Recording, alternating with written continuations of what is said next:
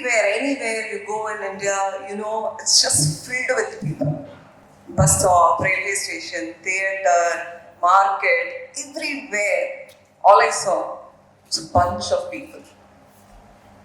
Crowded, noisy, chaotic. These are other words. And the irony is, I live in India with 1.4 billion people, where the country is itself filled with people. We are the number one populated country. A lot of us might think this is such a disadvantage for India, right? Like me, you would have also hated people at one point in time. But do you know, our strength is also the same people, the population, our biggest strength. Our average Indian who is a working population is 28 years old, the bubbling potential Indian who is able to bring in that income, who can sustain themselves and also support the others at home. When you compare that with Japan, staggering 43-year-old is their average. India is at its peak and it's reaching its peak. Always when we compare humans with other creatures or animals, people often in India compare it with lion, tiger, and I'm sure a Singapore song is also ringing today quite a bit, isn't it? We always like to compare ourselves with very, very powerful, big, huge animals. But do you know, Indians are actually cockroaches. I'm going to say Indians are so related to cockroaches. Cockroaches have been living for 300 million years, thriving.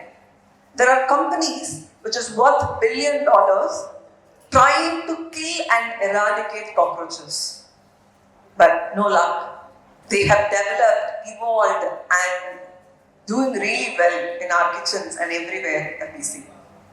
They don't need a particular climate, a particular way of living, a particular lifestyle.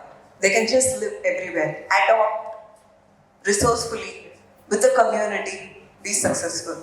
We as Indians, we are that, and I have no shame in comparing ourselves with cockroaches. Like I said, we are thriving, we are doing really well, and probably the golden time is about to happen.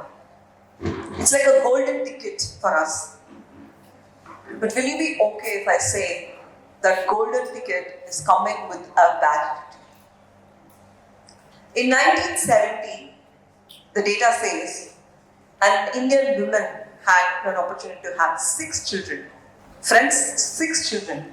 But today, 2024, an average children per woman is 2. And it's rapidly decreasing. Rapidly decreasing. Each and every year, it is decreasing.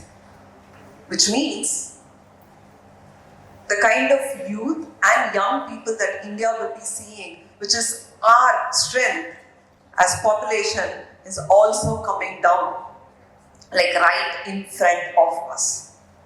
That is a problem. I don't know how many of us realize that is a huge problem right in front of India. Nobody would relate India to that problem, but it is the problem coming in.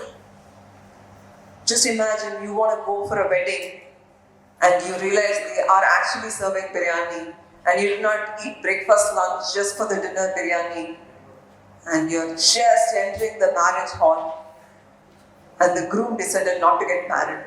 It's like that, where we have decided everything, our infrastructure, politically and whole dividend is being increasing. But at this point in time, the population is decreasing.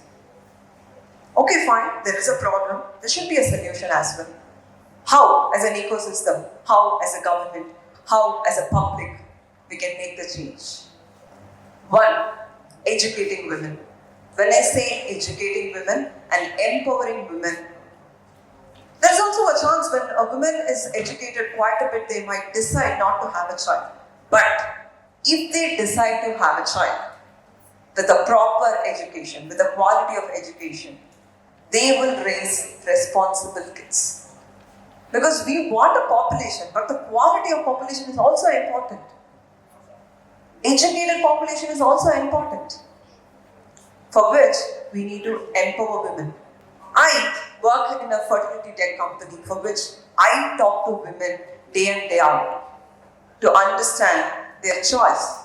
But out of 10 women, only 4 to 5 women are given the choice, which is unfortunate. As men, as women, as an ecosystem, we need to do something about it. Point number 2, bring in a lot of schemes, bring in a lot of opportunities for the babies, for the kids, encouraging the couples to have children. I'm sure a lot of others, we hear say, I'm going to go childless. I don't want kids. Because with the raising population, with the raising people and raising educational burden, couples are deciding not to have children. There's no perks of actually having children. But that is where our strength is. So as a government, we'll have to do so much about giving more benefits to have children. The third is upskilling. Okay, there are babies, there are children, but without the education, they are just another workers in India or probably trying to go find another job in the US or Europe. Educate them, give them very good quality free education that people would love to have children, because that is where the biggest strength resides. Number 4, the biggest F problem, which is fertility. Thanks to our lifestyle, thanks to our sedentary eating habits, that out of 10 women, 6 are affected by PCOD. Out of 10 women, at least 7 are having some traces of thyroid issues. Men are equally affected too, with various other problems.